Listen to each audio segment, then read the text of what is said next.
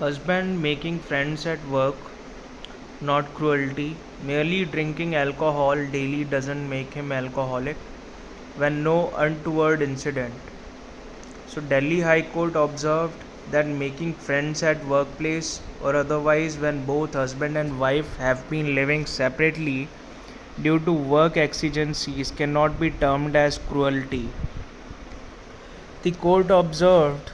that a person who is living alone may find solace by having friends, and merely because such individual used to talk to friends can neither be held to be an act of ignoring the spouse nor a cruel act. The court was dealing with a wife's appeal challenging a family court's order granting divorce to the husband on the ground of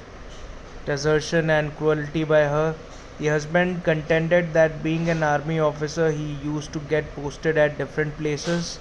but the wife never displayed any inclination to join him at his place of work. Immediately after the marriage, the wife had gone to the matrimonial home and stayed with her in laws, and subsequently she went to live with her parents, he said. The wife claimed that the husband had no intention of being in a matrimonial relationship with her and that he purposely chose not to apply for a family accommodation while he was posted in Kasauli. On the wife's assertion that he used to be withdrawn when she visited the husband as he would remain busy on phone with his friends, both male and female, the bench said it has to be appreciated that both the parties, having been essentially living separately because of their work exigencies, were bound to make friends at their place of work and otherwise, and such friendships without anything more cannot be termed as cruelty.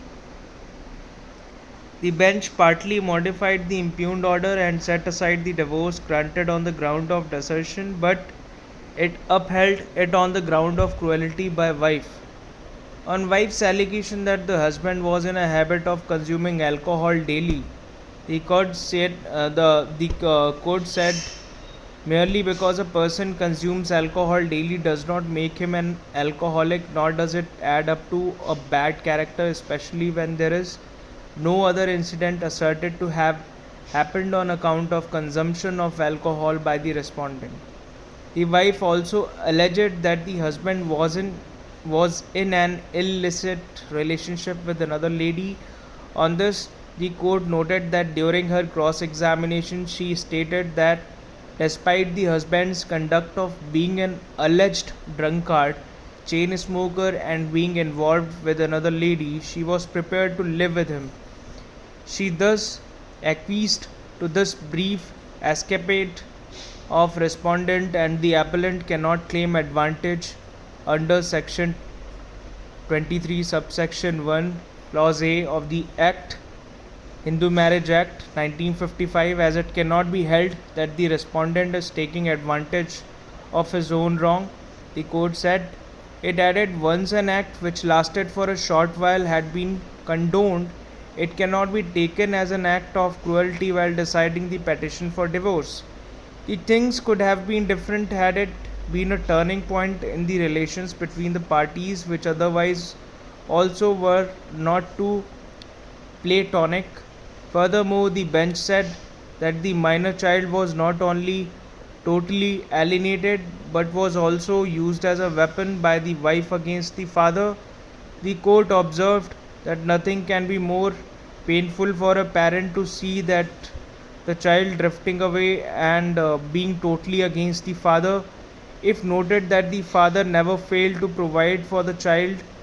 either for her education or otherwise, or to provide army facilities as were available, the learned principal judge family court has therefore rightly concluded that such child alienation is an extreme act of mental cruelty towards a father who has never shown any neglect for the child. The court said it added once vindictiveness has crept in and the appellant had marched onto the war path, filed only complaints in the department but also initiated various